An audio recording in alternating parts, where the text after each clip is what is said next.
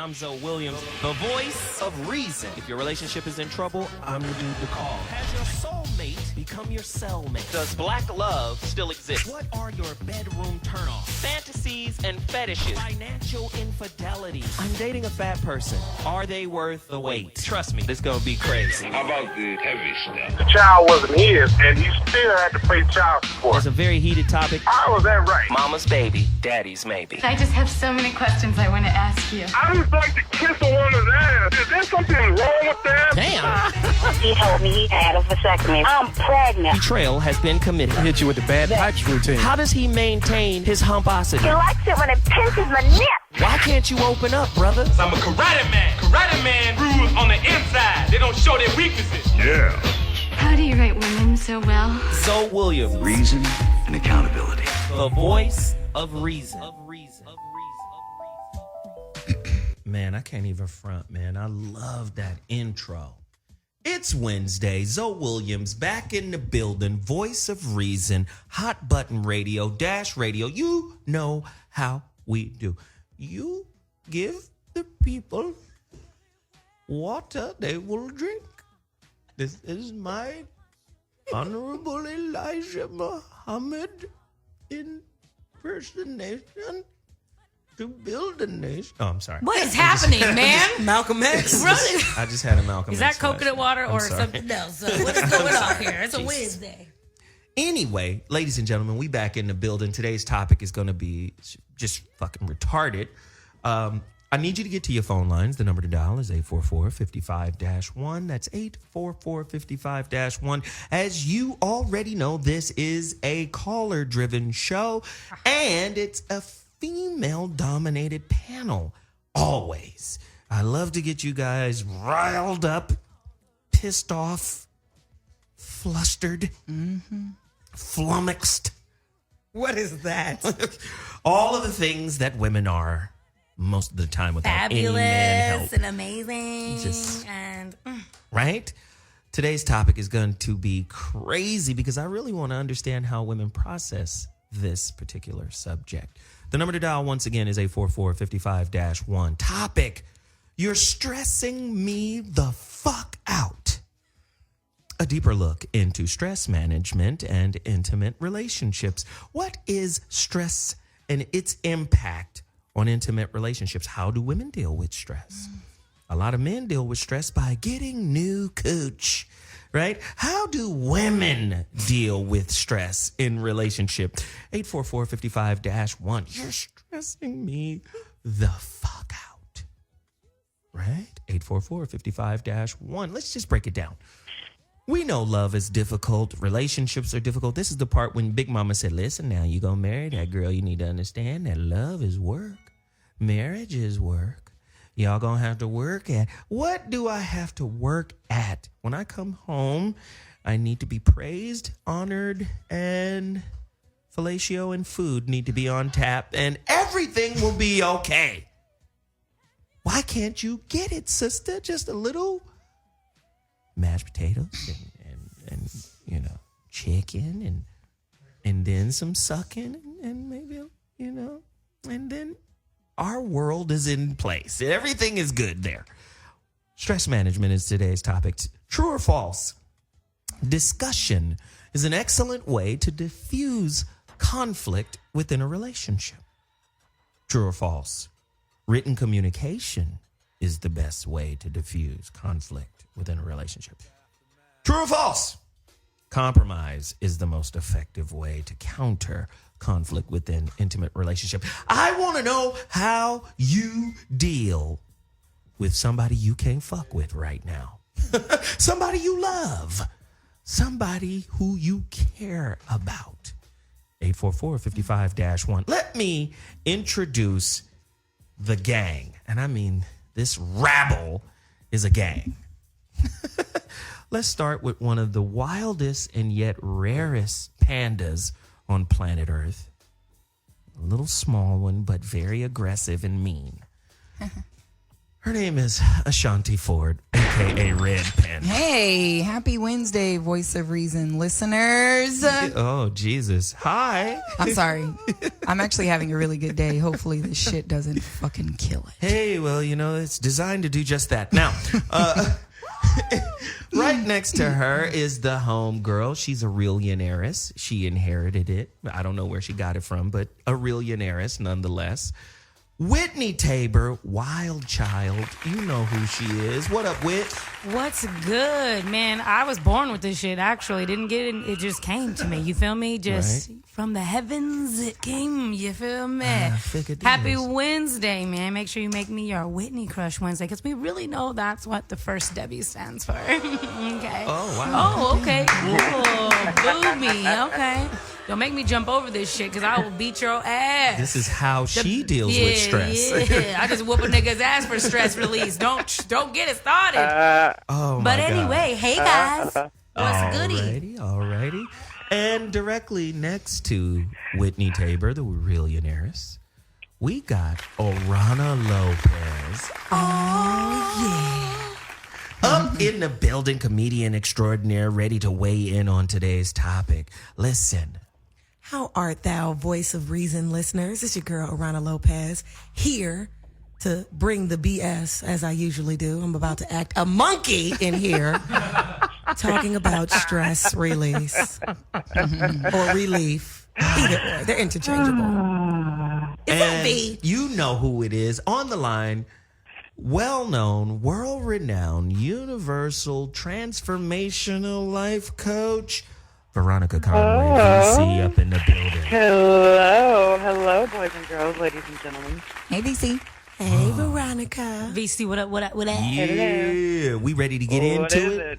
Are we ready to get into it today? You're stressing me Let's get in. the fuck out. That's PHUCK, just for our politically correct listeners, and we're not really cursing. As Quincy Jones would say, it's faux fanity. It's not real profanity, it's faux fanity, man. Shit. I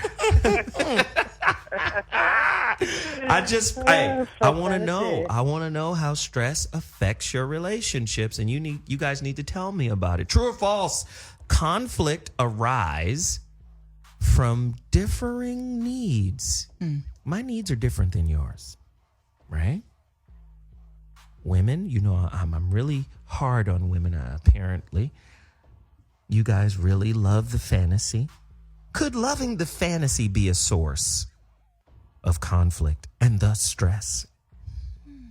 Oh, God, if you would just... For whom? For the man or for the woman? For both of us. Okay. Because we got to jump through hoops to act like we look like we're in alignment with the fantasy. True. And then when the fantasy isn't met, oh, Jesus, you pissed. I mean, this shit is... True or false? A conflict is more than just a disagreement. Right? Disagreements, we can get over that. And do old style conflict resolution tips or skills like don't go to bed mad. You remember Big Mom and them used to say that? We just don't go to bed mad. And then we talk again in the morning. How do you not go to bed mad when you pissed? There's a lot of people going to bed pissed off right now. Let's just tell the truth. Just straight going to bed plotting on how they going to get out the relationship. There's a lot of people doing that right now. I want to know how we deal with it, specifically, in particular, how women deal with it. You're stressing me the fuck out. A deeper look into the stress management skills or lack thereof of intimate relationships. 844-55-1. Let's go right to it. I want to hear the craziest person in the room right now, in my estimation. Whitney? Yeah! I want to know how you deal with stress. Well, let's just get it in, okay? It is hump day. I'm just gonna go there. I'm fucking. You don't go to bed mad if you just start sucking the nigga's dick if he's pissed off. I'm just gonna be 1,000 with it. That's your boo. Just be like, you know what? Let's just spark things up a bit. Why don't you just figure that out? That's how I used to handle things. I mean, I'm just saying, let's just make each other feel better by just fucking it out of each other. Just saying. That's a good idea. It helps. It's definitely helpful. If I'm mad, I'm going home. Ooh. Oh, shit. Go ahead, Panda. I'm just saying, I'm going home. I don't want to look at you. I don't want to talk to you. I don't want to speak to you. And I'm definitely not sucking your dick. You know, I might bite your dick off. Oh, shit. I'm going Panda home. attack. I'm going home. Yeah, premeditated. I'm just saying. I'm going home. You've damaged my shell. And I'm pissed off. I'm going to claw you to death. What the? Listen. No, I'm just going to go that- home. I mean, that's cool. I do that as well, you know. So it depends on the level of the fight, though. There's levels to this shit. It's cool if you have a guy that knows how to put flames out and also be a woman that knows how to put flames out. But if you're just continuously going at it, I'm going home. I'm not going to sit here and do this shit or I'm hanging up. I sense butt hurt. That's a good Yoda, bruh. That's a good Yoda, so good Look, job. if you could bring the flames down, though, we're definitely fucking if you know how to bring the flames down. Bring it on down. Turn it down. See, for me, it just depends on what we fighting about, you know? Because if I curse at you, you know, and I get to shouting at you, I'm an expressive person. Me expressing myself is how I get it out. So, you know, after I say what I got to say, I'm good, really. You just got to listen to me shout at you for a while. Wow. Veronica Conway, speak on it.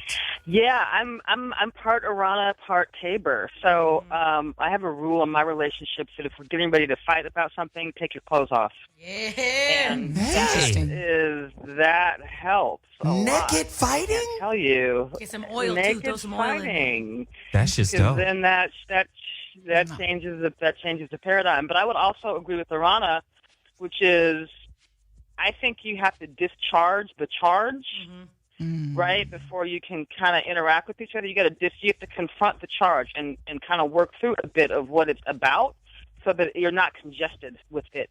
There you go. So I'm a hybrid. I'm a hybrid.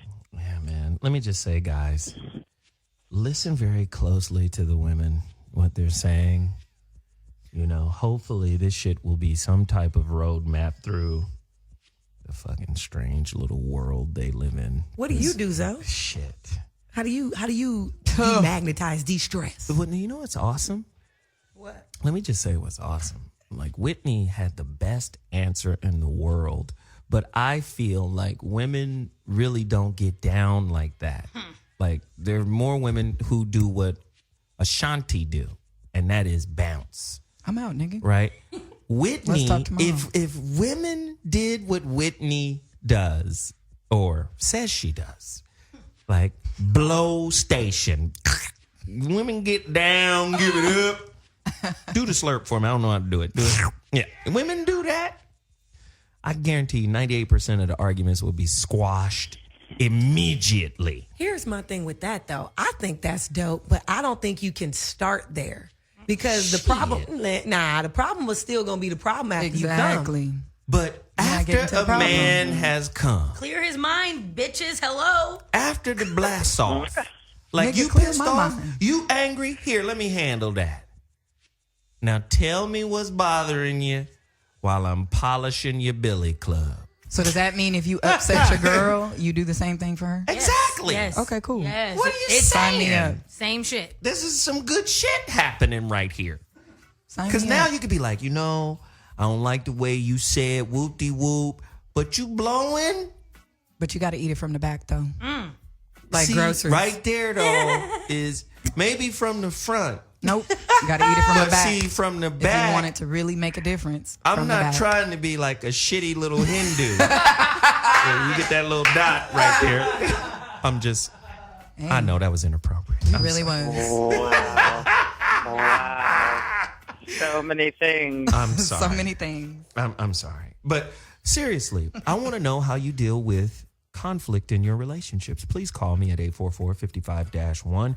We've got callers on the line already. I want to hear from people. Let's go to line 3. JD from Dallas. Dallas. Speak on it. Piamp.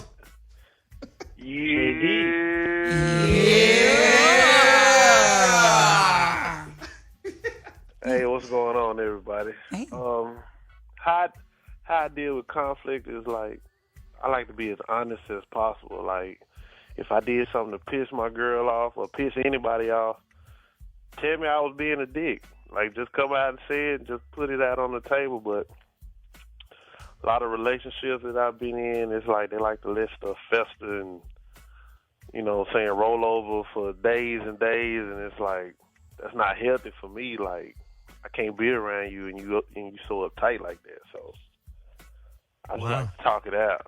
That's a good point. A lot of people don't like to talk. Like, right. Ashanti don't like to talk. I can tell you that right now. Look at No, it's Ashanti. crazy. I used to be an over communicator in relationships, but now I won't say shit. I'm just gonna be small grunts, disheveled looks. I'm not gonna say much. I'm the reverse. Yeah, I don't used to really say leave. much anymore. But now I'm like, it depends on how much I like you too. If I like you, I want to work it out because this shit need to be smooth when I get back. I don't want it to be, all jilted and jolted. I want us to talk about it, figure it out, and then I can blow you. You can even get this titty in your mouth. Let's go. I think my fear is that if I talk about it too soon, I'm gonna blow up. So I just like to be silent until I'm not mad anymore.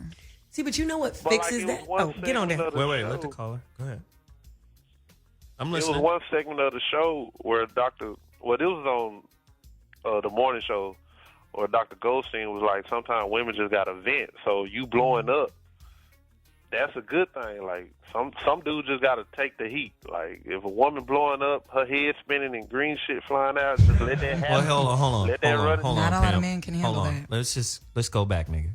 Blowing up is one thing. Being the exorcist is some other shit altogether. Now, blow up, But, that's some fine. women- I'll handle that. But if your head spin, I don't know what's going to happen. Even the preacher beat up the exorcist. Let's just remember now. Let's remember the movie, nigga. Right.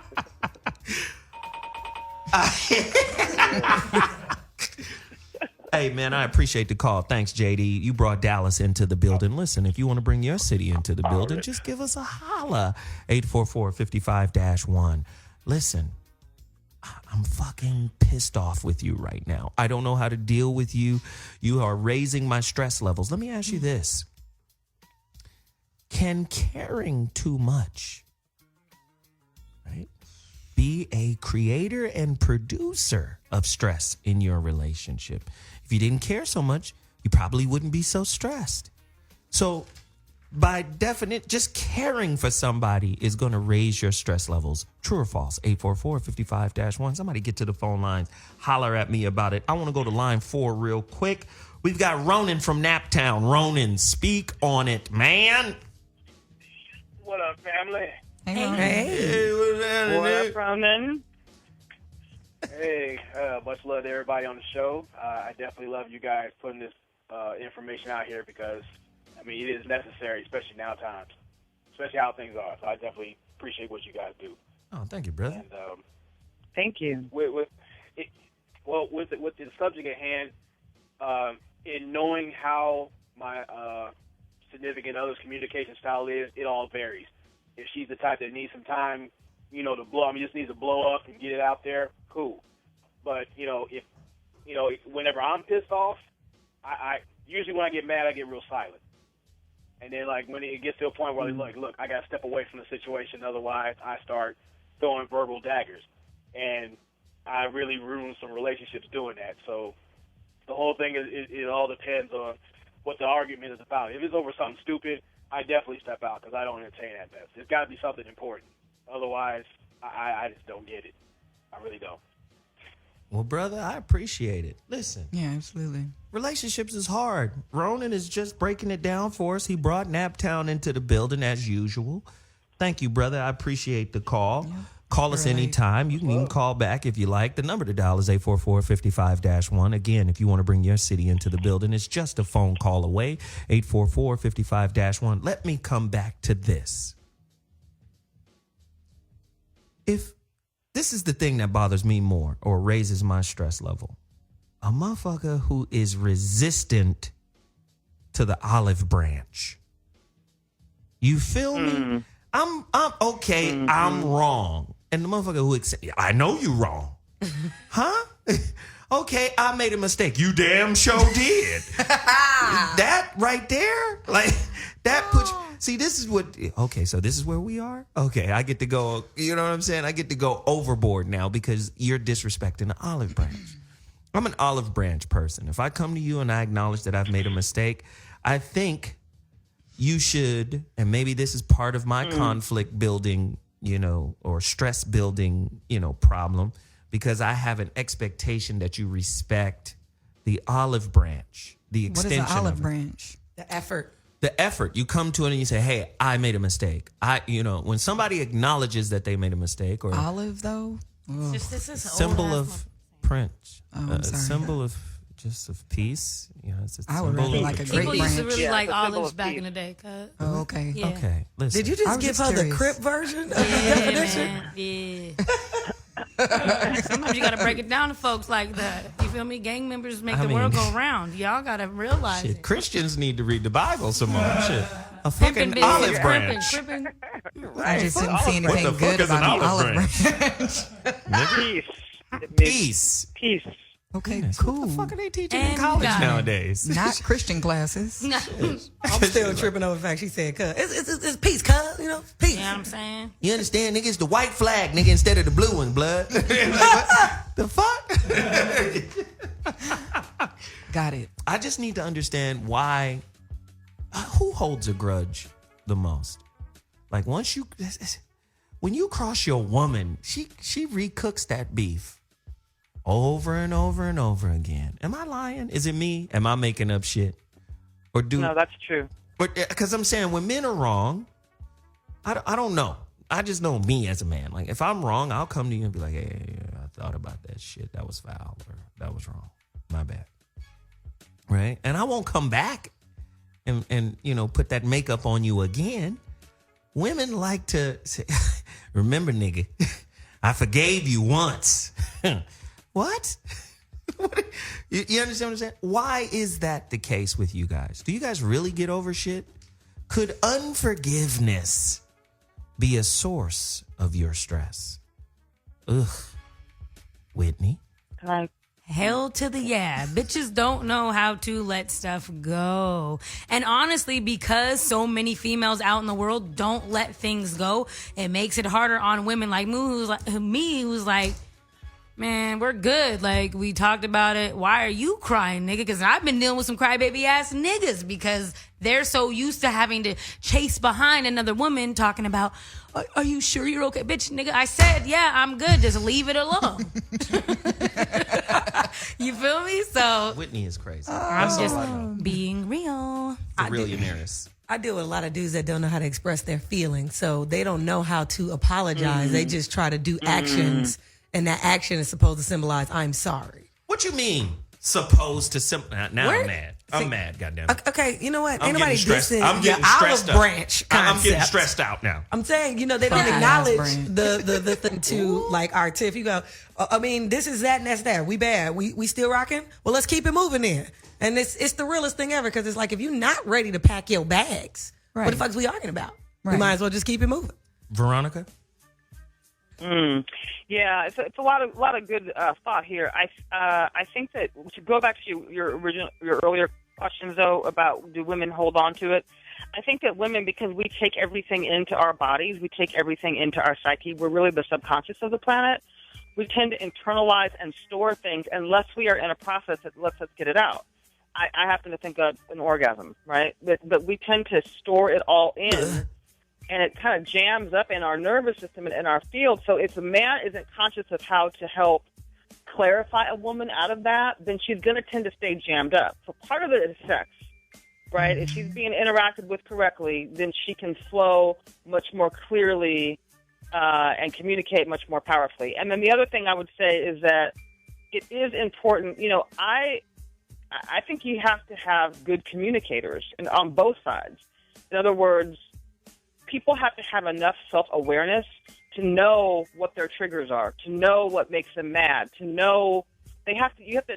So I don't get in interact with people that don't know themselves very deeply and don't understand how they respond to things. Because if a person's completely unaware of that, then they're going to pout and do some other shit and go silent and do all this other stuff just because they don't even know how to gauge their own reaction. So I think you have to choose wisely about who you're going to be willing to get into fights with and problem solve with. Jesus. Absolutely. I mean, it is a team. Like when you say problem solve, it's like what is our method for dealing with? Exactly. And if that conversation has never been had at any point in your relationship, because a lot of times people don't deal with stuff until stuff is on right in front of them. Mm-hmm. So the relationship is flowing, it's good, it's cool. Y'all not even having real deep, meaningful conversations, or what I like to call infrastructure conversations. Infrastructure conversations are, how do you respond to this? How does this make you feel? How does that make you feel? What are some unresolved issues in your character? And back and forth, and while good times are in play, because those are the contingency plans for when something goes bad. You can refer back to those conversations. Most people don't have those conversations. Aarona and then Ashonti. Well, most people just have college relationships. They just go through the motions and expect you to know. Like, they expect you ever get in a relationship with somebody and they don't like talking about what they like to do in bed? They just get on you and do a bunch of stuff and hope you like it. And it's like, no, let's talk about it. I don't want to talk about it because talking about it is weird, but you just was in me. Why can't you be in me, but you can't talk about it? That's stupid. Like, let's talk about it. But just like how I was raised on big toes. Yeah, just like that college sex. It's the college relationship where we just gonna see each other because we like each other and we hope everything work out. And if we have a problem, you know why I'm mad, or you know me. And you never really get to the core of anything. You just go through the motions and hope they like it, hope they understand. Right. So I have a question. Go ahead. I'm a Cancer, so we're passionate about almost everything. We're either 100% for you or not for you at all. There's not really an in-between. So with me, hello? I'm just saying, you're Cancer, so I start crying. Hello? Are you okay? Annie, are you okay? Right. So with me in my conflict resolution, and this is really a question for me, I will tend to just not say anything until I can really form my thoughts and come back and have a conversation. But what's the difference between picking your battles, I guess, and avoiding? Well, true. This is good. That's a great question. And let's just break it down. Avoiding, first off, picking your battles is strategic. Mm-hmm. That means you see the context of the issue. Listen, he can be right. He could be whatever in this moment, because this moment and this battle really is not worth me having to fight and really blowing it up bigger than what it really is, right? It's almost like two bears, right? Or two lions. The motherfuckers ain't really ready to fight, because if they are ready to fight, they know, okay, if I'm fighting over this salmon, even if I win the fight, I'm gonna be fucked up. Because that's another grown ass bear of equal strength, right?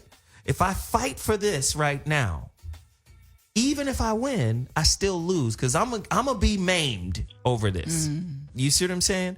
So sometimes understanding the context of what's going on will help you choose, like, okay, you get to win this one. This ain't even that big. And you're making it big. I can't make you make it smaller.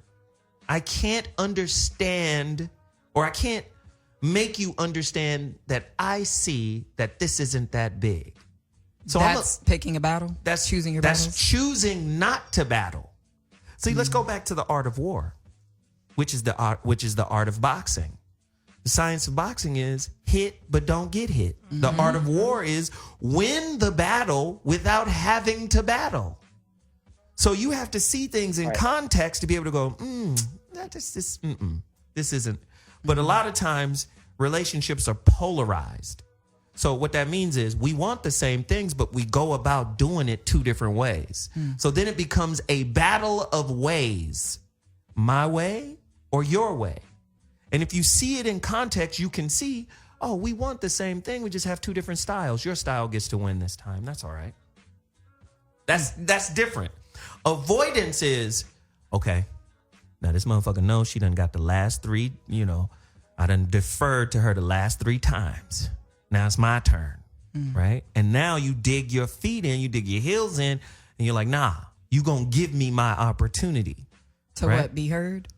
To be heard, to be whatever, to be acknowledged, right? A lot of times, especially for men, because women are always right. Women are always fucking right. Really? Whether you're right or not. As You motherfuckers is always right. So a lot of times with men, they're like, listen, at what point are you going to acknowledge that you don't know what the fuck you're talking about? And in this case, I do. Do we still got to play the charade? So a lot of times men blow up based off of their tolerance of you. And I always tell women, don't put your man in position to tolerate you. How do you do that? That's real.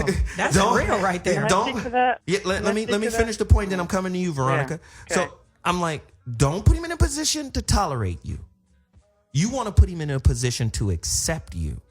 I always tell people there's a difference between tolerance and acceptance. Acceptance is, oh, this is who she is. I should not expect something outside of who she is.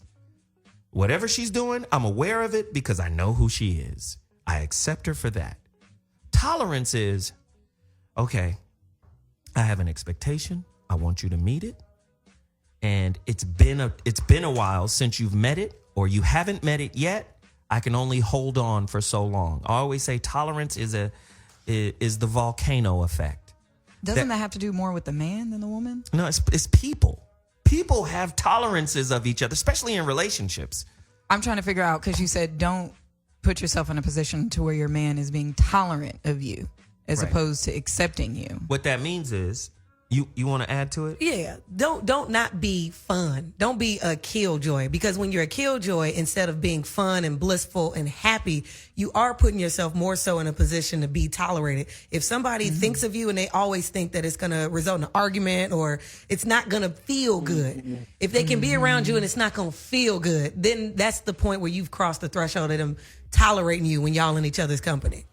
And then I'm going to come back to Veronica on this, but I want to finish this point, and that is this. I'm dealing with this right now with my youngest son.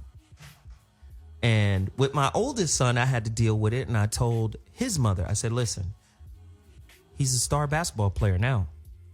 So now basketball can't be taken off the table, right? So you can't say, you don't get to play, or you don't get to go to practice.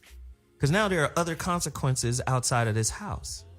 So what happens is you got to move away from being the authoritarian and move into being the mentor. Right? So everything now has to be a teachable moment. Well, the same principle applies in relationships. Now, here's where the rubber hits the ground. Everybody in relationships, men and women, are teachers. They love the teacher role, but no one loves the student role. Like, who you think you are telling me shit, nigga? And then the juxtaposition of, well, nigga, how you gonna, you a hypocrite. How you gonna tell me to do that when you don't? See, the pendulum swings back and forth. You're a teacher in one moment, but you're a student in the next. And the problem comes with your resistance to accepting being the student. Wrong. You gotta accept being wrong. You got the possibility of being wrong. A lot of people don't, fuck that. I know what I'm talking about, nigga. Veronica, then Whitney. Yeah, well, a couple things. I've heard from several men. They said that they had never experienced a black woman telling them that they were right in a debate. Said, you're the first sister I've ever dated who ever just went, oh, okay, you're right. And they were like calling home, right, to talk about it, because it was like, oh. So that's she acknowledged what I had to say. She respected my expertise. That's the shit that be killing me. Like, you ain't even an expert at what we talking about, but I am. And you gonna tell me how I should say it or how I should teach it. That's like my son going to his professor going, nigga, economics, nigga, it don't go like this. You little freshman, you better sit your bitch ass down and take these notes. A lot of people don't want to do it that way, right? But the other part of that, I think, is as a woman, like I've had to learn. I've said this before. I can't do beta males. In other words, I have got to partner with men that I fundamentally respect and can lean into their knowledge, their wisdom, their expertise. If I don't have that in that respect, then I will dismiss him, because there are a lot of times, there's a lot of men that I know a lot more than, and I've dated some of them, right? And that's okay. But now I have to choose really wisely. He's got to be a bit alpha to me in terms of what he knows and understands about his part of the world. And then I can kind of relax and allow myself to be taught. Yes. I prefer to be taught. No, and Whitney? That's the realest thing is it really comes down to respect.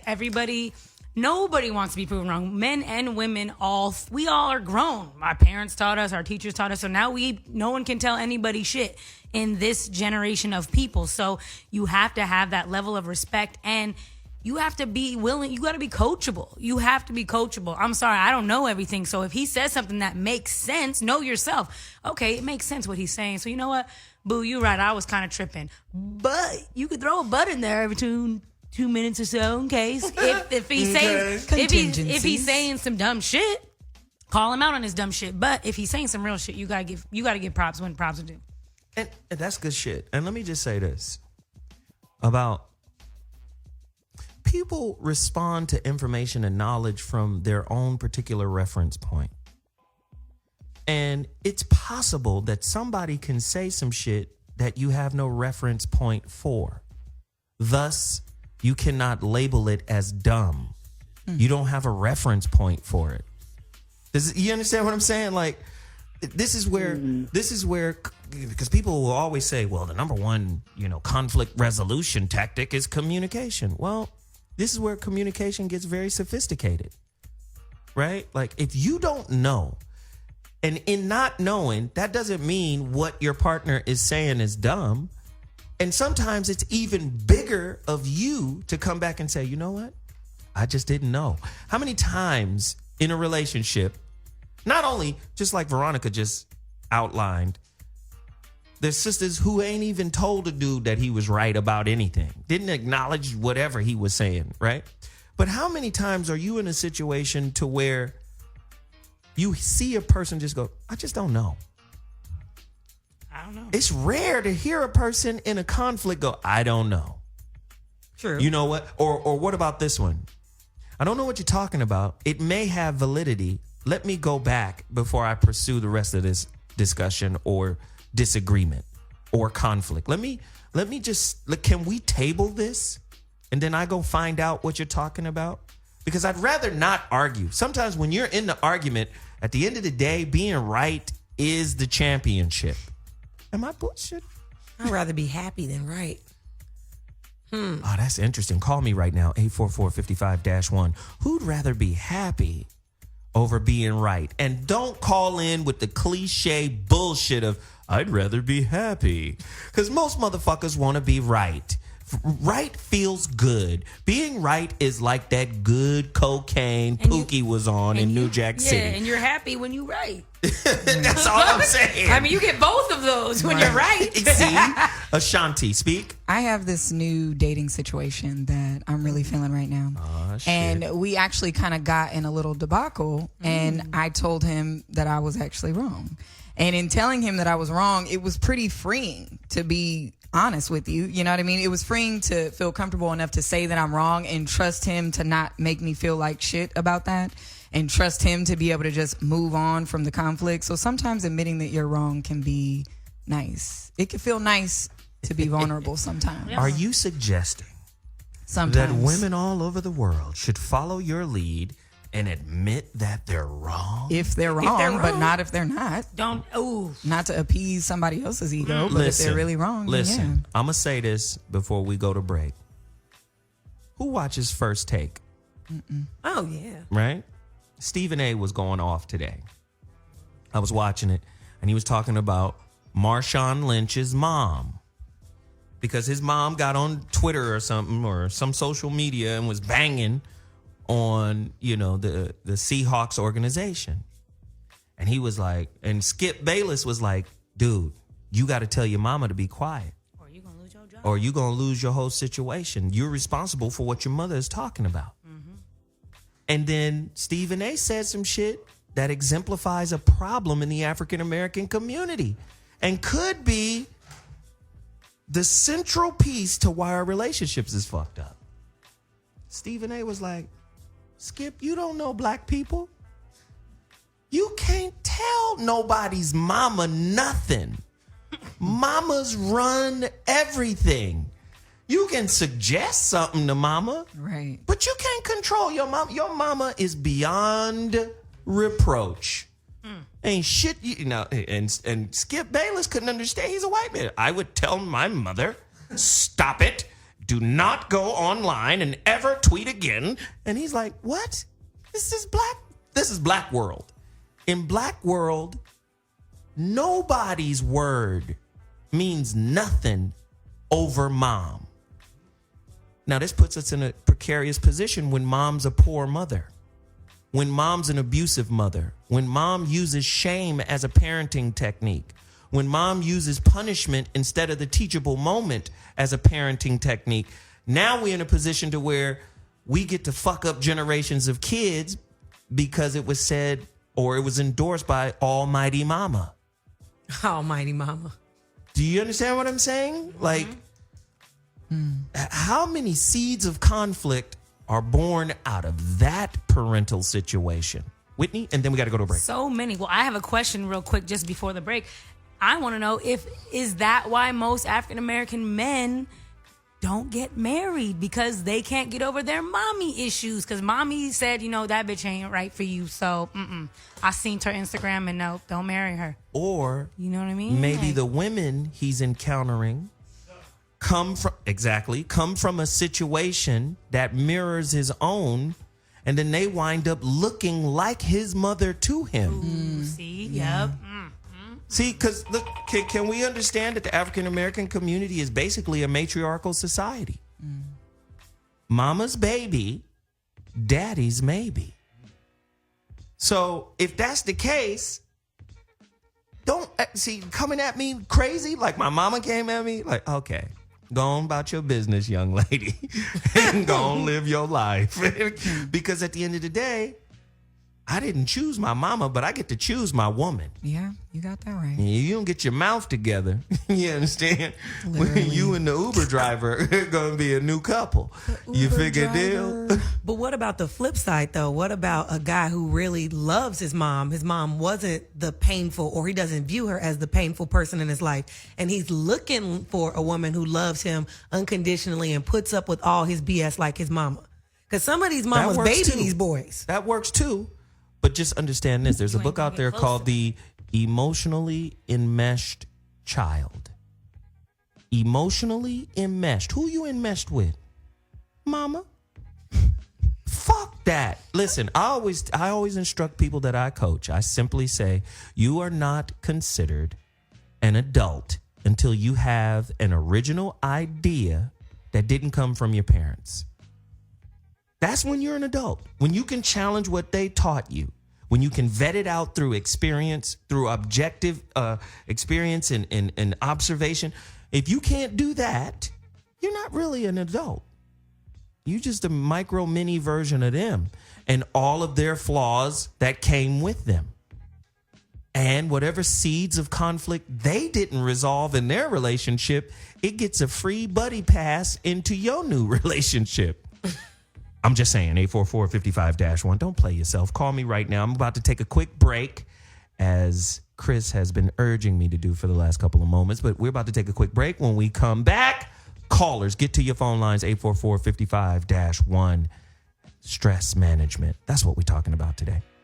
Hey, this is Zoe Williams, and you're listening to the Voice of Reason on Hot Button Radio. Yeah. Damn, relationships is hard. Why it's so difficult, man, to keep these relationships together? Right? Why is it so hard to maintain and manage relationships? Jeez Louise, how do we deal with a stressful spouse? We kill them. That's what happens. That's a good show. That's what happens. Snap is the bomb. That's what happens. A lot of motherfuckers get I snapped almost on. was on one of them episodes. I ain't gonna lie. Oh, Jesus Christ. I'm just saying, how do we deal with it, man? It's hard because it's like we're blind when it comes to relationships because we don't anticipate all of what is required of us to maintain and manage a good one. And we spend a great deal of our time, in my estimation, in my opinion, running away from the work that the relationship requires us to do? What do you, I mean, could somebody speak to that 844-55-1? I want to go to Aarona and then Veronica and then Whitney and Ashonti. Speak on it. The work part is an important piece. I had a guy who it seemed like he always wanted the fantasy stage of everybody. He falls deep for everybody and does all the open doors, gifts for everybody. And then when it comes to the real work, then that's where he shrinks as a person and wants to move to the next person or whatever. But I want to go back to when we were talking about communication. One of my things I like to do is I like to ask things in the form of a question if I'm trying to get to the heart of the issue. Instead of coming directly dropping, you know what you did? You know what was so fucked up about what you did? I go, why do you think it was cool for you to do that? And then you just let them have the floor and you don't interrupt them. And then they'll tell on themselves. First off, you Virgo. Yes. So this is what you going to do when he does that. You going to critique and judge every fucking thing he says. No. And then you're going to counter it. No. You I have counter punching evolved. ass motherfucker. No. Don't tell me you don't do that. I've evolved. No. Listen. In real life, I used to be the person that I would sit and hear you out and I would wait for my turn so that I could shut you down when I get my turn. Oh, what I just said? Yeah. Okay. You know, you said counter everything. I'm I just wouldn't interrupt you and just, hey, but you know what? But when now the cooler, calmer me, who I would rather, make love and not war. I mean, I want to hear you out. I want to know where your thought process comes from, because that's where the real problem comes from. How do you think about this? Why did you do this? Why do you think this is okay? I want to hear that shit. And I also want to hear from the people who use sex and drugs to relieve conflict in a relationship. We know one drug addict in the studio right now, Red Panda. I definitely am not. I'm just saying. Clarify the drug. Oh, yeah, it is THC oil. I don't know if it's a drug. Like Panda, drug clarification. Panda is wild. She'll have a hard fucking day, right? Cocoa leaves. Working somewhere else at the job she respects, right? And then she'll come in here and just straight pull out the vape machine and just be smoking like, yeah. It's socially acceptable. Like this is the Calgon bathtub or something, right? She'll be just chill the fuck out. And I'll be like, okay. In here while we're having a meeting? Oh, I didn't know. It's just, good and well you can't smoke where you work at. You come in here. This is a job. I'm just saying. Who uses drugs? Veronica, have you ever used drugs to, quiet down some conflict? Little peyote, little LSD. Little acid. Little acid. Were you listening to this Erykah Badu? No. Why would you do that? I don't have to do that. What about wine, Veronica? Veronica done had some wine. What? No, I'm about to put Veronica out there. I'm gonna put her out there right now. No. Veronica called me one day after a show. She had some wine. You've got to hear spiritual tipsy, Veronica. Listen, man, just listen, I love you, okay? This is all love. You understand? And the universe is here for us. And I'm like, Veronica, you okay? I'm just saying, man, I just had to call you. I'm like, Veronica is tipsy. You remember that, Veronica? It's true. I do. I do.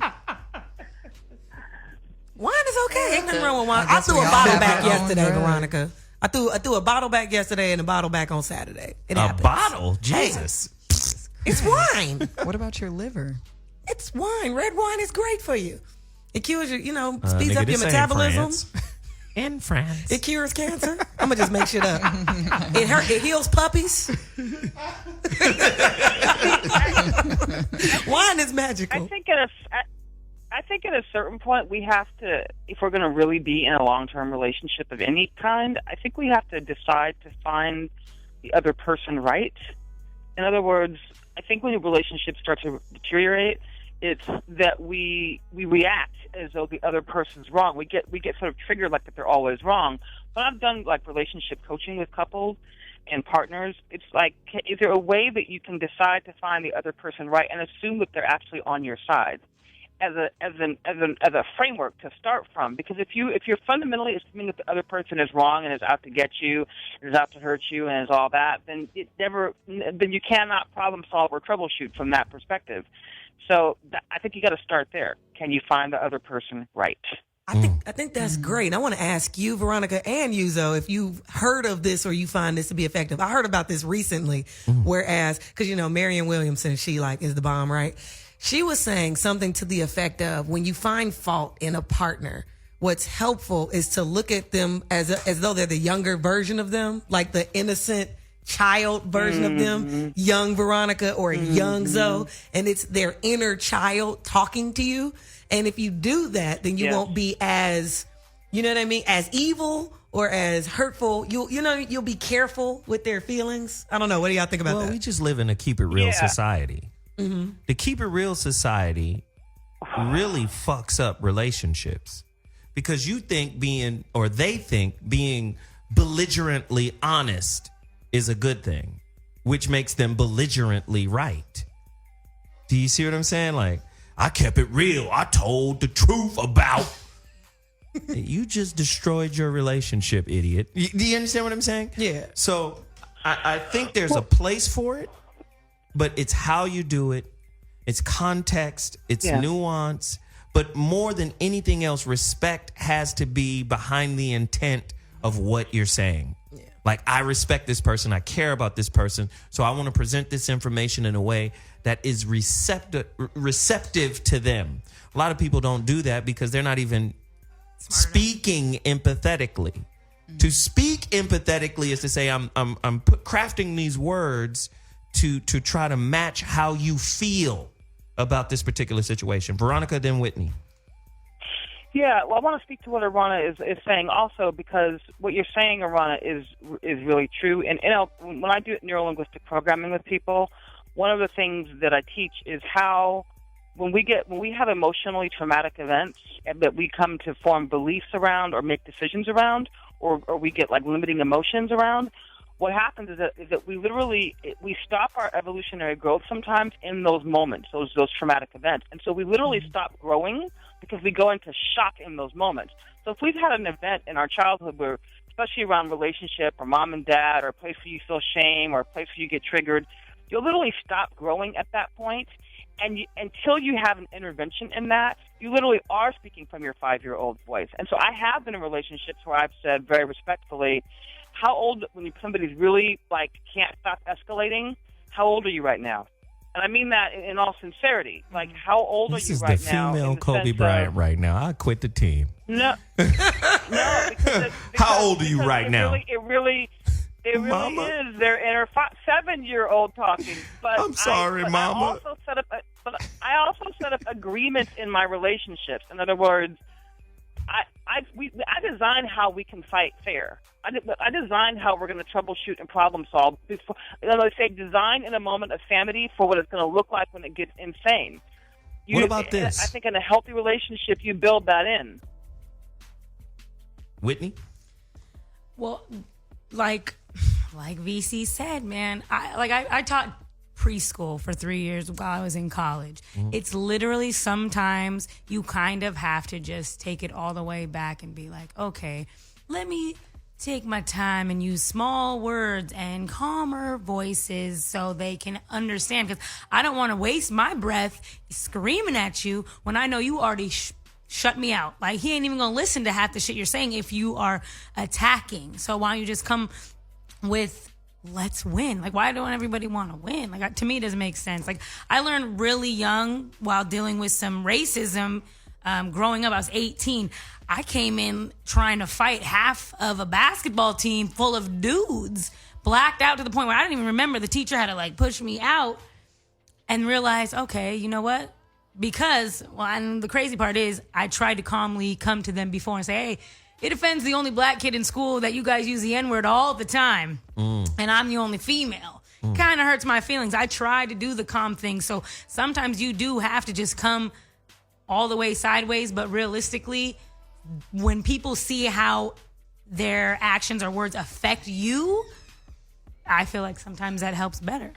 Good shit. Good shit. I'm really conscious now of the difference between accepting someone for who they are and trying to build someone up to this fantasy that you want them to be. So I actually have a question. What's the difference between being real and, voicing you're discontent with someone, and truly just accepting them for who they are. Is accepting them for who they are, meaning not really saying much? And I want to hear from Veronica and Zoe on that one. You know what's crazy? I always tell people, context is king. A lot of times we can only see things from our own perspective, right? This is why what pisses you off, even though I may understand it ideologically or intellectually, I may not understand it experientially because I may not have the same view of that. Like, respect is subjective. Disrespect is subjective. What I find disrespectful, you may not find disrespectful, and vice versa. So this is why I say context is so important. Your woman or your man has to kind of understand the way you see and perceive the world. The only way he can do that or she can do that is to understand what your unresolved hurts are. They have to understand, okay, where did your filters come from? Like, if you're dating a woman, and I'm just talking, the hurt side is some unconscious shit that has to be shared with you by that person. You think that's necessary? But definitely. Okay. Definitely. Because it could be, again, Carl Jung, he says you have the unconscious and the conscious mind. The unconscious is trying to bubble up to the conscious in the form of conflict in relationships so it can be resolved. So you see, now relationships takes on this whole different dynamic. I outline it in the Relationship Dismount, my new book. But I haven't got to say that that, chapter yet. but I'm just saying, but it outlines it that way, and now you see it. It's not just for fucking and Netflix and cuddling. Relationships is not just for that. Right. Relationships is actually a university where the unresolved hurt that I have has a chance to be studied and then graduated from. Right? That's the purpose of relationship. It is a school, and everybody you attract to you reflects back to you what has yet to be resolved. That's how this works. Veronica and then Whitney. Yeah, and so part of your discernment is figuring out whose baggage you can actually carry, right? Whose baggage, because we all have it, but it's like whose can you actually carry, and whose is not so polarized to yours that you can't solve problems and troubleshoot. So I believe in confronting everything. I believe that everything needs to be confronted in a relationship, not in a confrontational way, but that it needs to be confronted, because if that stuff is left to fester and go back of mind, then it erodes intimacy, it erodes emotional connection, it erodes truth and trust. So I think you have to confront everything. I just think you have to design your style and how you're going to do that in a way that is loving and collaborative. That's the science, I think. No, that is man. VC, let me tell you. Oh, God. No, I ain't gonna cry. I'm just saying that is literally what my marriage failed, because this nigga had so many unresolved mommy, daddy, my family's fucked up issues that we couldn't even work on our relationship issues because he literally told me that. I was like, well, then I'm out. You got me fucked up. I ain't got time for this. My back hurts. It's a lot of baggage, homie. And you didn't tell me about this shit when we signed up for this. But what my question was for the rest of the panel is, have you guys, any of you guys, ever apologized for something that you were not sorry for just to resolve the issue? That's not gonna resolve the issue. No, I'm asking you, have you ever done it? Yeah, a lot of people, everybody had to have done that at some point in their life. Yeah. Definitely, yeah. And my experience is that shit never works. That's how you enable a problem. Yeah. You actually strengthen a problem when you apologize for something that you didn't do, just so you can satiate or pacify your partner. And I did it one time in my life, and I literally will never ever do it again. And it was family stuff and whatnot. And my older brother came to me and said, "Don't ever." I was like, "Oh well, damn, all right, bro. I'm never gonna do that again," because I apologized for some shit that I was like, "Nah." Placation is a relationship killer. Because placation puts you in a space of, when you placate to your partner, you are a liar. And it wasn't even for somebody I was dating. It was literally relationships are all kinds of people. We are all in relationships right now with each other. It was a relationship between another homegirl. Nah, nigga, this is some shit I got going on. I ain't on that chapter. What chapter we on? I got you, gangsta crib. Nah, this is some shit I already got going on. But when I get there, I'll let you know. Mm-hmm. But yeah. See, we talked about context, but we got to talk about tone too. Tone is a motherfucker. You got to watch your tone. I got to stop you. Why? Women are the masters of fucked up tones. Off tone. No, but see, tone is important universally. Tone and delivery. Tone is important universally because even text tone is misinterpreted. Oh, yeah. You get a text and you like, why are they in all caps? Why are they yelling at me? I'm terrible. Now you with on the that. defensive. I'm terrible with text communication. Man. Listen, y'all generation is fucked up. Yeah, we is. Because y'all don't even know how to talk. I always go back to my oldest son. One of the key reasons why so many people recruited him from all over the country is because I taught him to talk. The rest of the recruits were on their phones. So when you get an in-house visit from a coach with his coaching staff, and the kid is sitting on the couch like texting, and he's on Twitter, and he's answering questions, looking at the phone, they know right there, I can't really connect to this guy. I can't really. So when my son didn't have his phone and he looking them in the face while they're talking, and then he's responding and asking them, they said, okay, this is a leader. So now when you look at modern day kids and the way we interface, especially in relationships, do you know how important text messages are? Ugh, I hate it. Right? Text is black and white. It lacks tone. This is why they created emojis. Mm-hmm. They created emojis to say, okay, we need to add something here because shit is falling through the cracks. Oh, I didn't mean fuck you like that. Yeah. You see? I meant it in a cool way. Right. Let me put this emoji, show my cat daddy voice. Right. You didn't get the eggplant emoji, girl? I meant fuck you. What? Right. You see what I mean? So that's why they had to create that to supplement text because it lacked tone. It lacked context. You don't know. It's straightforward. It's black and white. It lacks nuance. But this is the predominant method of communication among young relationships. Ashonti. I don't know if I would say that younger generations are the only ones that don't know how to talk to people because I've been interning, working, apprenticeshipping for corporate office for about 4 years now. Call me out again and see what happened. Look, for about 4 years now, and they don't know how to talk to people either. I just think the difference between the younger generation is they're not actually connecting with what they're saying. You know what I mean? It's like that whole I'm texting LOL, but I got a straight ass face.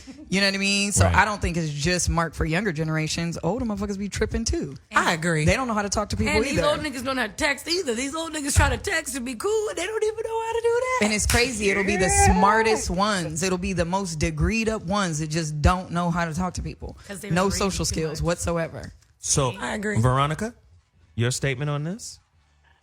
What on young versus the older generation? On what we're talking about. I don't know.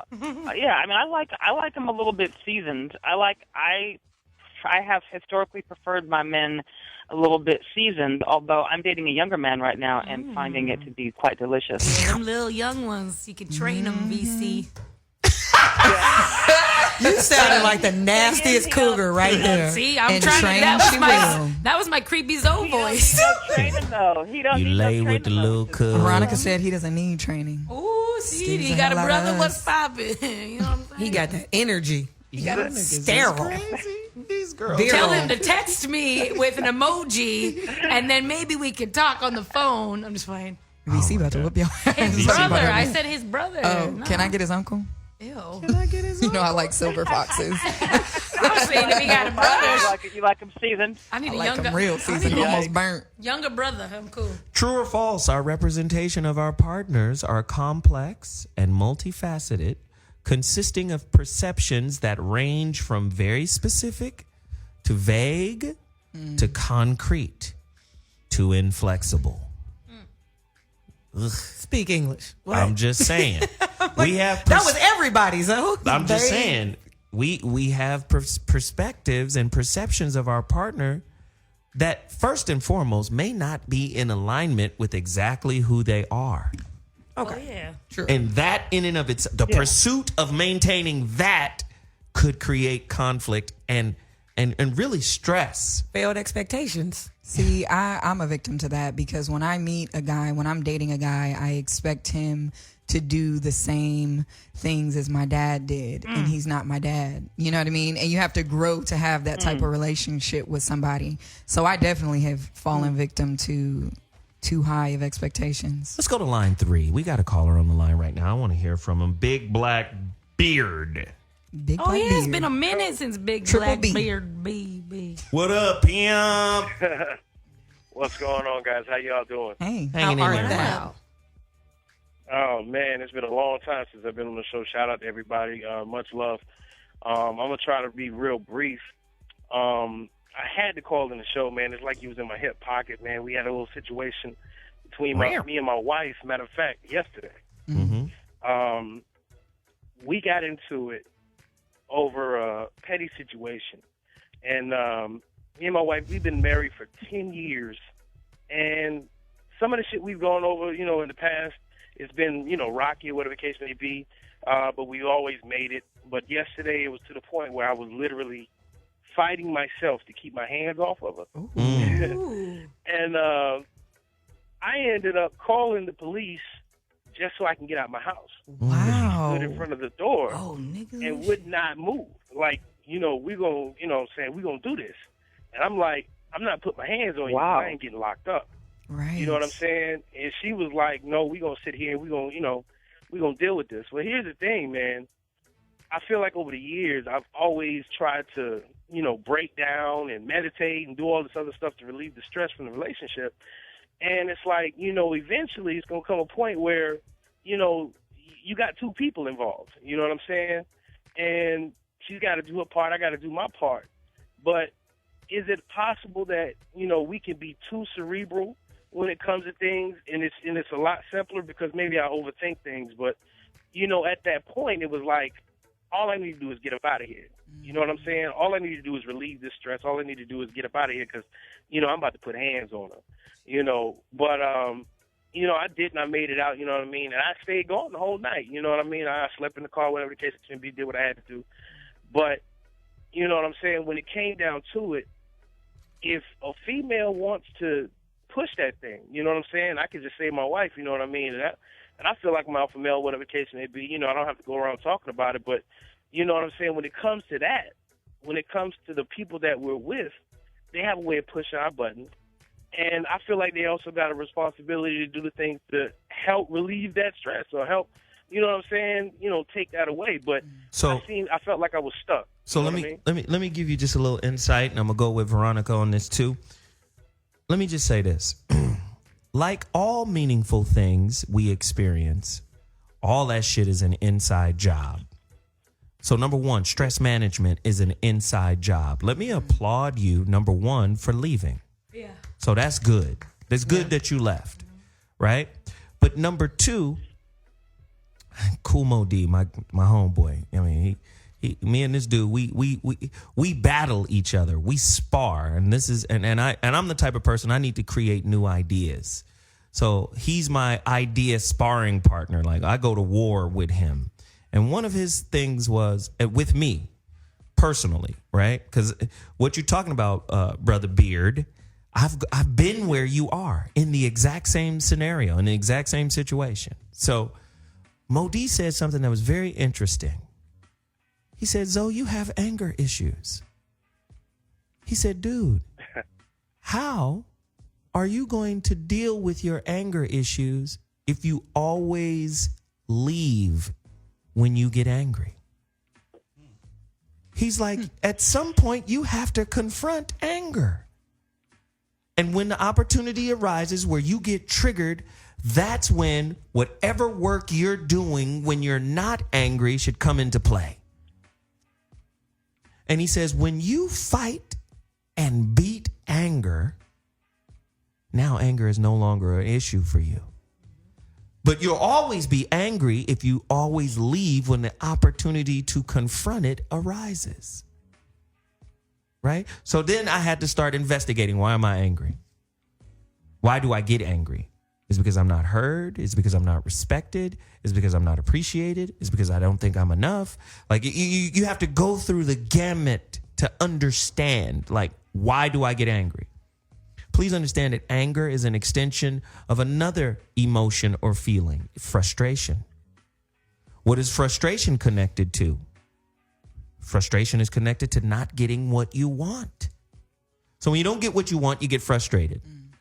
Then you try to tolerate. Listen, remember we go back to earlier part of the show when I said toleration is my volcano effect. All volcanoes bust off at some point after tolerating the inner pressures building up over time.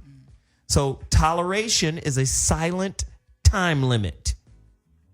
So I'm frustrated. Now I'm tolerating my frustration until I pop off into anger, which is the expression of frustration, which for adults is the equivalent to a tantrum.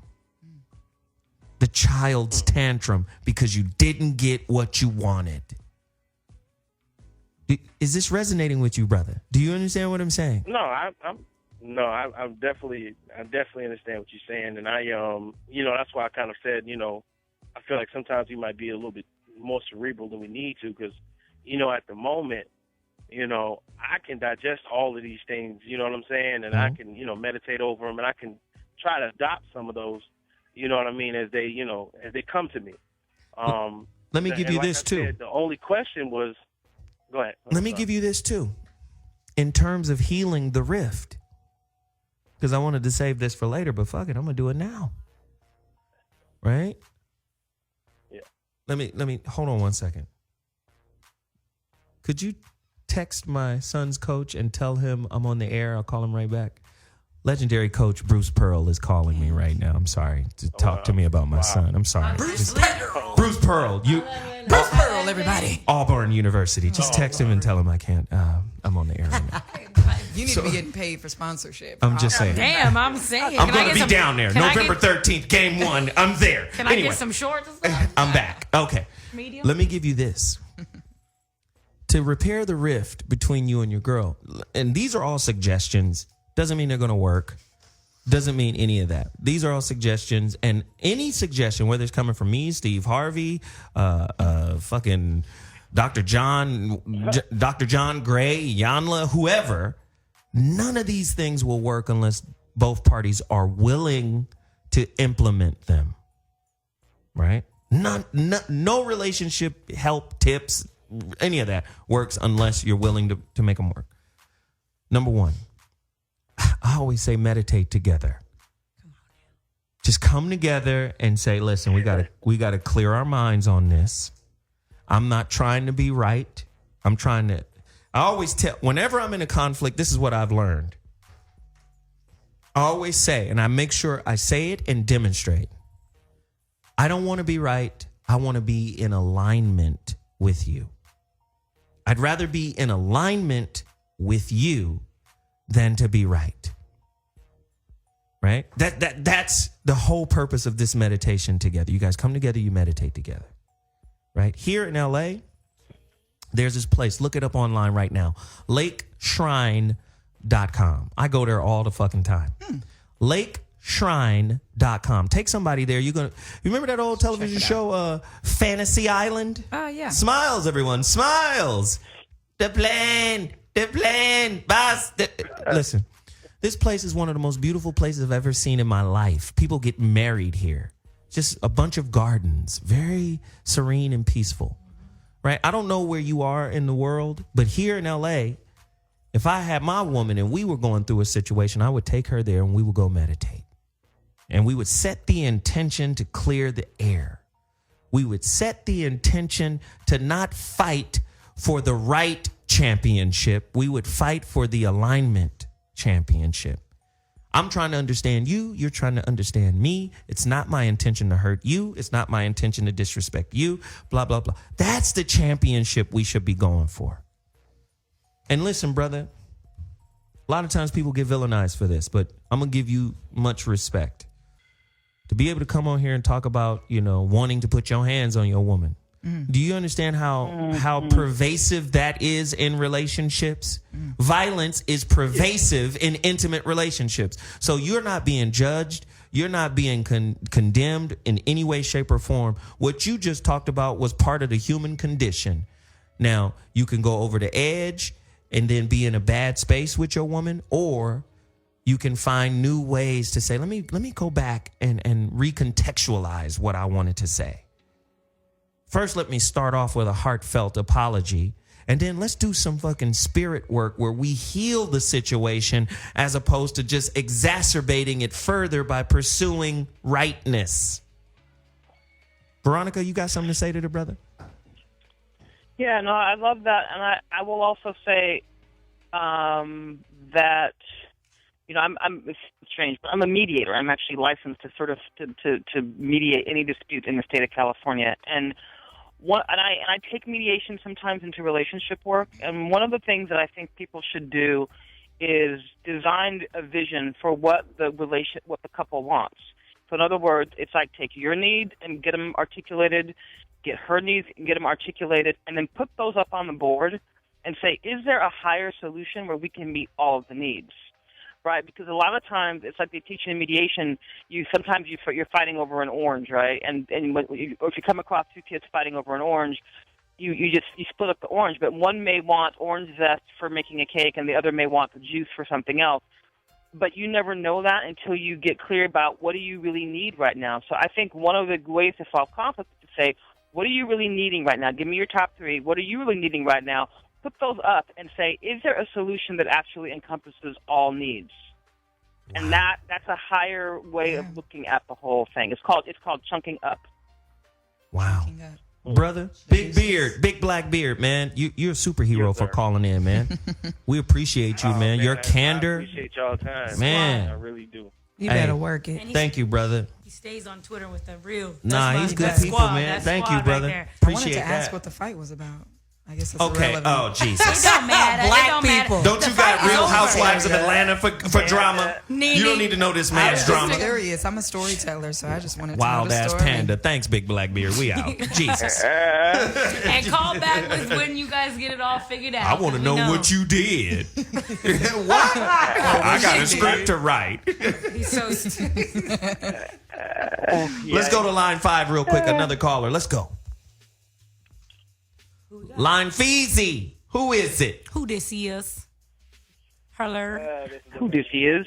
Again, what's happening? Who is it? Oh. Ronan. Oh, it's Ronan again? Ronan. What's up, Pimple? Still skin? Holler at us, man. Well, that last call definitely hit home because I was in a similar situation, and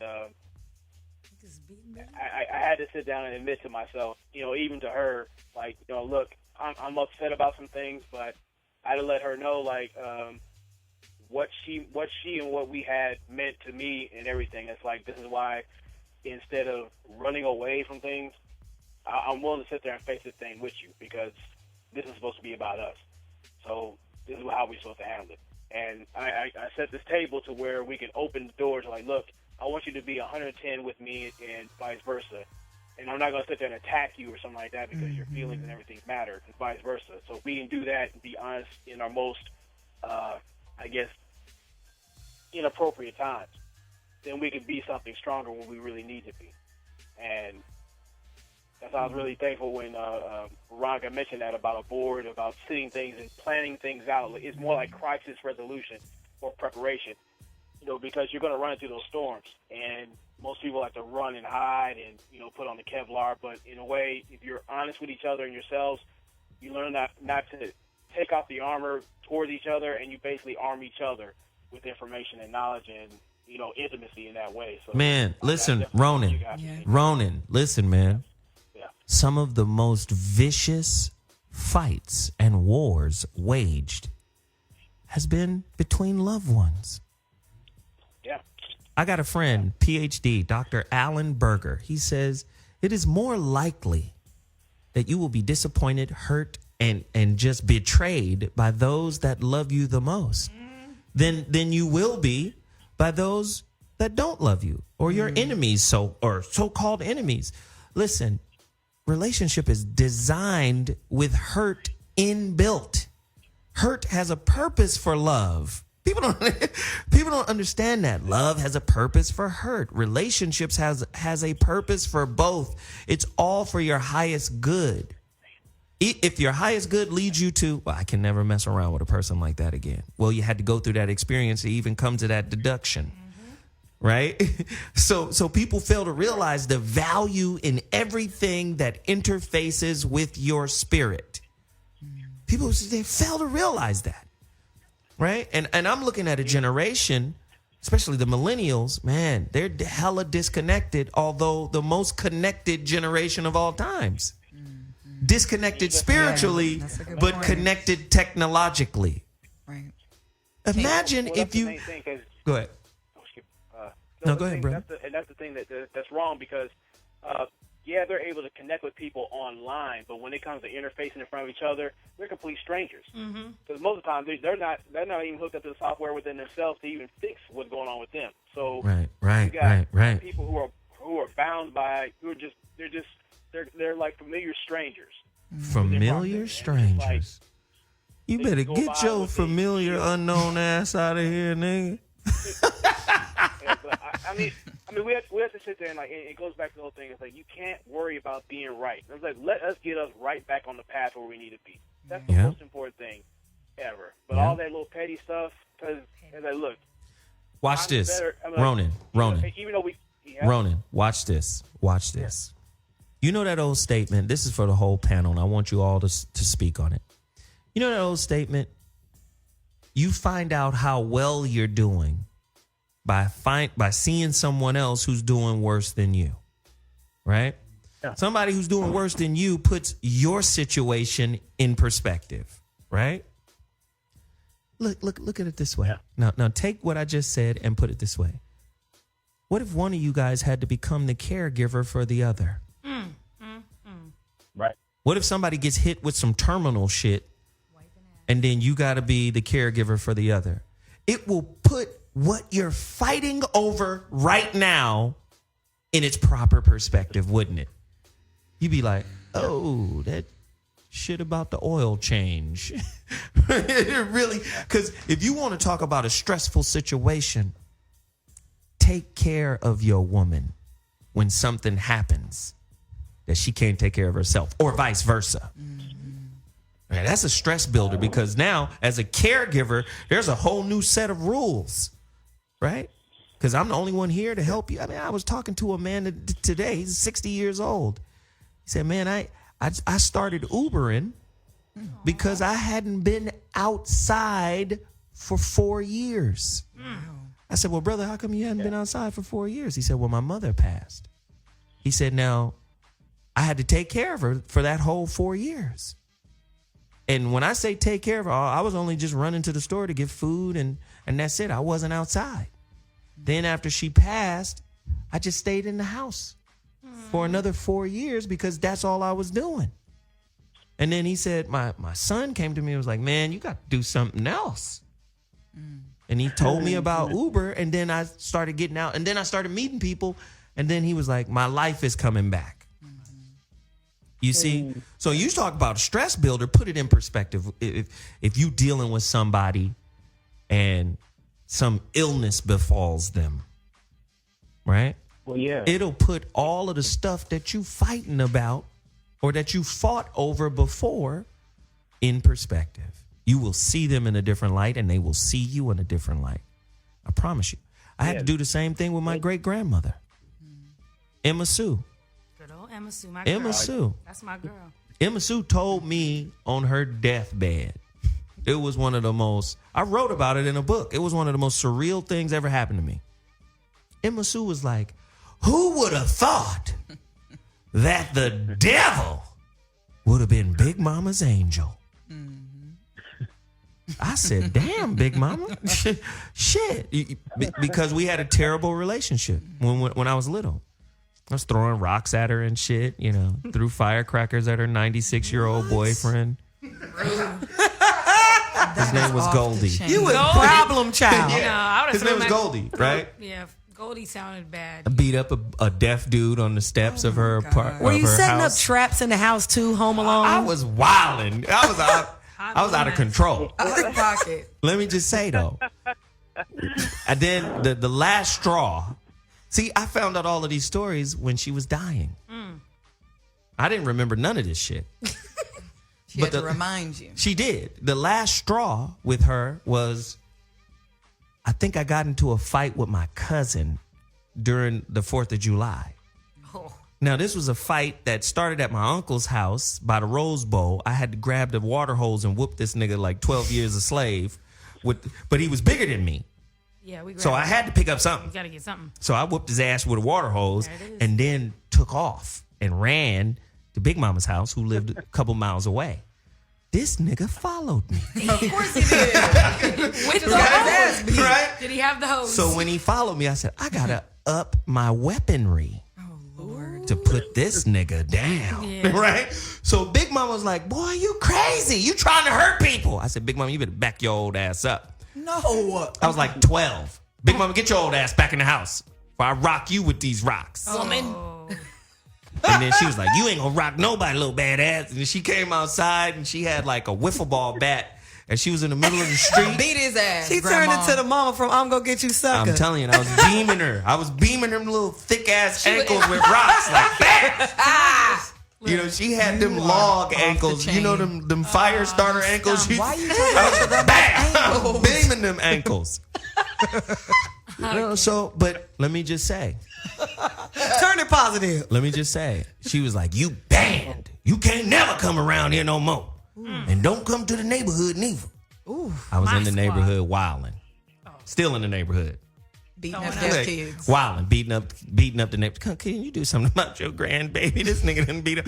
I was doing all of that. And then finally I got a job as a courtesy clerk somewhere at a grocery store.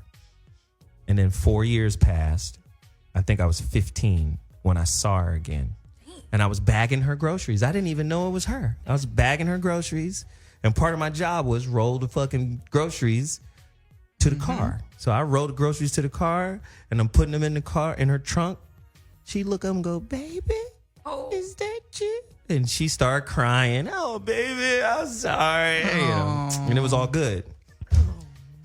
I'll tell that story, the rest of the story later. No. And then he took out a bat and get your old ass out of here, big when mama. she didn't tip him, she was like, was she limping? Because you beamed it in the ankles? Dang. No, I was tearing them ankles up. That's a sweet story. No, but you know, fast forward 10, 15 years later, I have my own bookstore. I'm in Pasadena. And I called her out of the blue. Something just told me to call her. And I called her out of the blue. And I said, Big Mama, what's happening with you? And she was like, I was in my 20s. And she was like, I'm good, baby. Everything's all right. I said, okay. She said, but one thing. Can you come down here and put this blanket on my legs? I said, oh, shit, something wrong with Big Mama. God damn. Because she ain't that type. She's Scorpio. You know, shit. So I go down to her crib. And I'm banging on the door, and she's yelling through the other side. I said, Big Mama, the door's locked. God damn it, if the door's locked, you locked it. What? Okay. So finally, she comes to the door after about an hour, and she's covered in feces. And she's about 70 pounds. Damn. So I picked her up, and I'm scared of shit. As we all are. So, but I picked her up, put her in her bed, and cleaned up her house to the best of my ability. And then I just broke down outside like, damn, Big Mama's fucked up. She dies 2 weeks after this. But I brought in a sister, a friend of mine, who came in and bathed her, cleaned her up, put her on some fresh clothes, cleaned everything up, cleaned her house up. And it was that sister, she explained every story about my badass. The nigga punched this damn deaf boy standing on my porch because he couldn't come over here. I banned him. Jealous. Yeah, I was standing on the side. She was like, he was standing across the street yelling at a deaf boy. The deaf boy couldn't hear him. He's standing across the street going, hey, get off my grandmama's porch. And then she said I came over there. And the dude, the closer I got, the louder I got, and he wasn't responding. And you made him respond. And I just get madder and madder. And she said, and I'm watching him through the window, and then he reached back to Chattanooga and then punched this little boy in the stomach. And so I came outside, and then she said, I said the coldest shit ever. I'm going to write a book about it.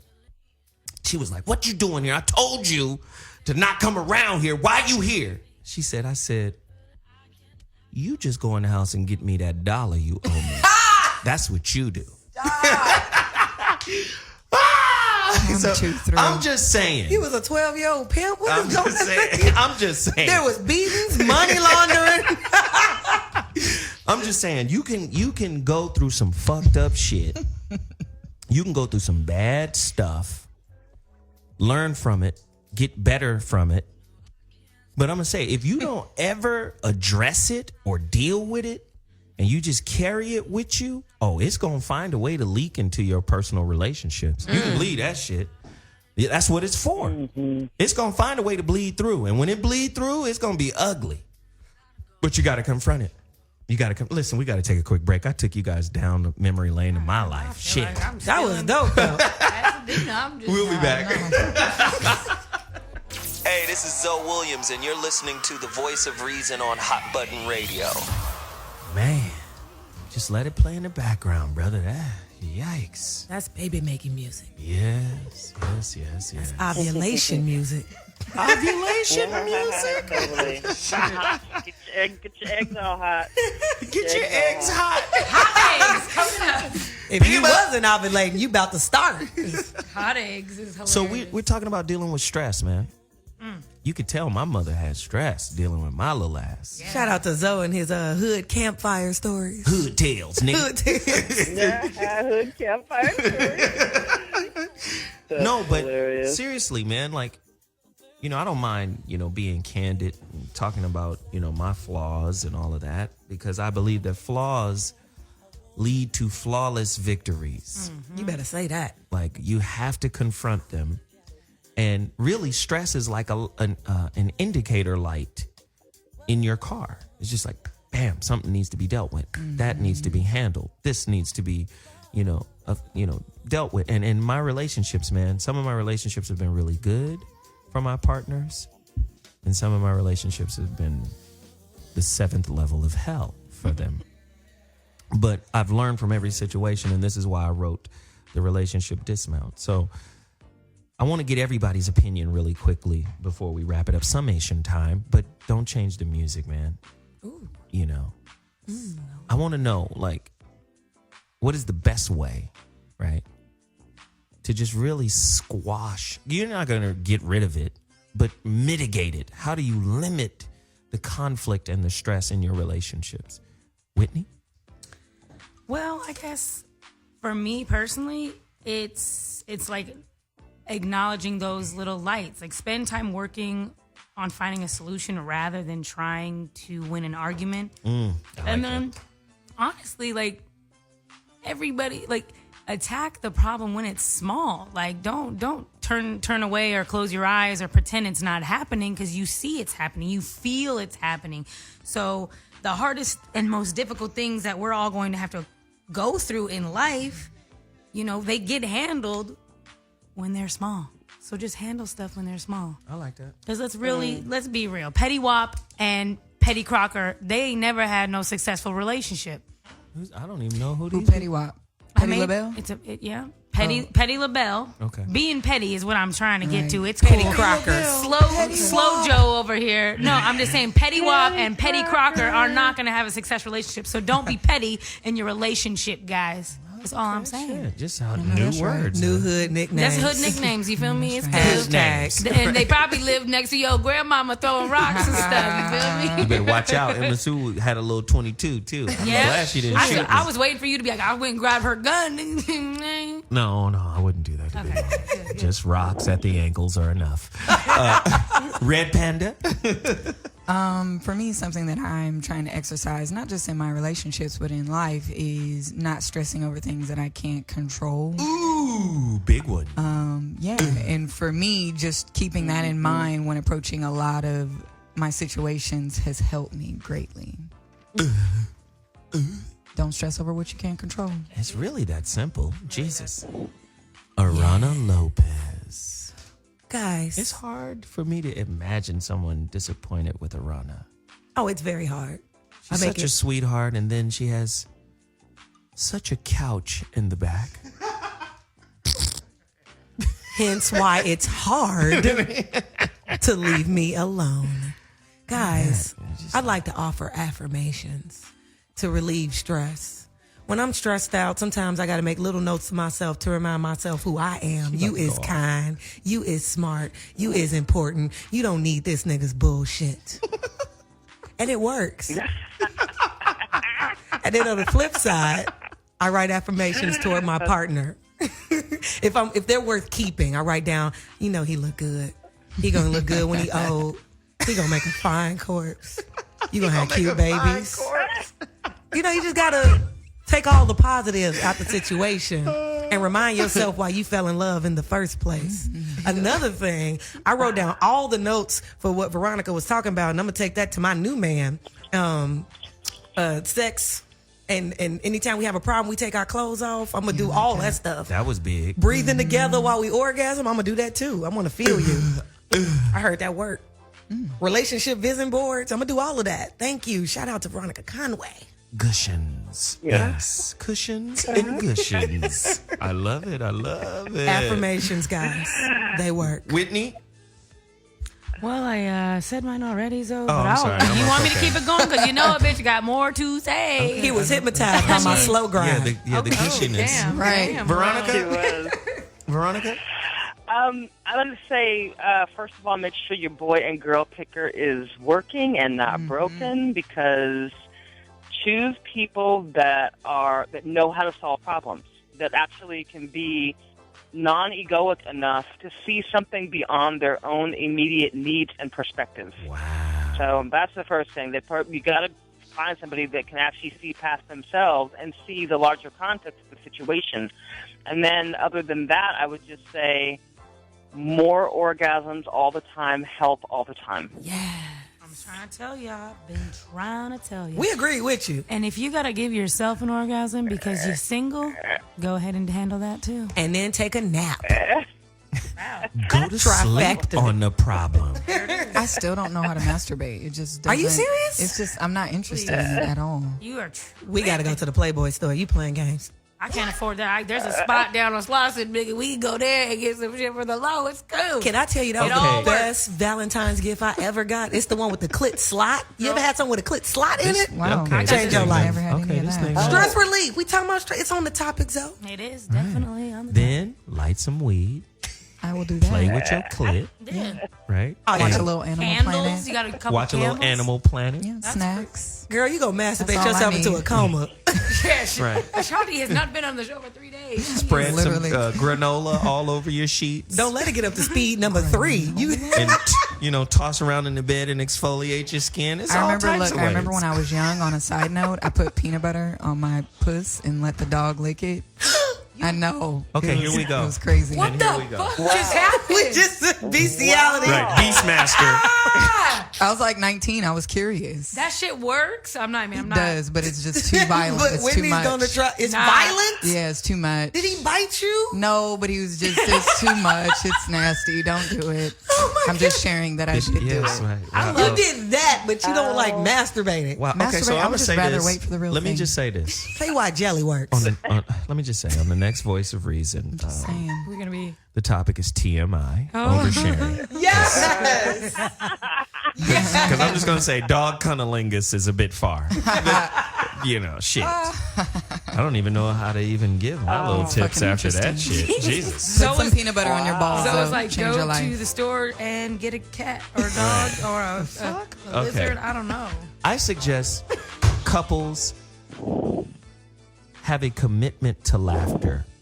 Ooh, yes. Like, make a commitment to laughter, Absolutely. right? Like, I think one of the biggest problems outside of being right is aggrandizement of the problem, blowing the problem up bigger than what it really is. Another one is kitchen sinking. If we have a particular issue, let's deal with that issue and not throw in all of the other unresolved issues that we haven't dealt with. That's called kitchen sinking. Okay, so if I bring up an issue, yo, why don't you do this? Or you should have did this. Well, why are you even telling me to do this when you should have done that? Well, I didn't do that because this wasn't done. And then you kitchen sink and it just turns into a clusterfuck.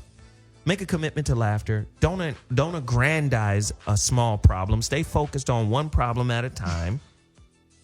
And then understand that entitlement is a relationship killer. Sometimes we will do things for each other that is a part of our role, our social role, and we'll forget to thank a person for doing it. It's like, well, no, that's what you're supposed to be doing. I don't have to thank you for doing it. No. Appreciation both ways, man, really enhances a relationship. It really does. So with that said, you know, I'm Zoe Williams. I like to give out final thoughts and shit. I appreciate everybody for tuning in. Go get the book. I got to say that again because we only have 260 copies, physical copies of the book remaining. We started in August with 2,000 copies. We've pimped the game and we've only got 260 copies remaining. Please go to my website right now if you want a copy. Tomorrow's my day off, so I'll be mailing out mass copies. If you want a copy, you got to get it right now at IamZoeWilliams.com. Go order it right now. IamZoeWilliams.com. Go get your book. This is what we do. Oh, look at this panda. Oh. Yes, hi. Anyway, with that said, I have nothing but love and respect for you guys. We will be here Friday with another wild topic. It might be TMI after the nastiness we've just been exposed to. Put some peanut butter on your balls. It'll change your life. Peanut butter balls. If you're naked and we're trying to fix a conflict. Oh. That sounds like Zoe's stripper name. Peanut butter balls coming to the stage. Coming to the stage, peanut butter balls. Nah, his name is Rocksmith. Yes. Oh my God. I like Rocksmith. I don't know why that is. What? Suede Billy Club coming to the stage. I'm sorry. Anyway, this is the Voice of Reason. We'll be back Friday with yet another interesting topic. We love you. We see you then. Deuces. Peace.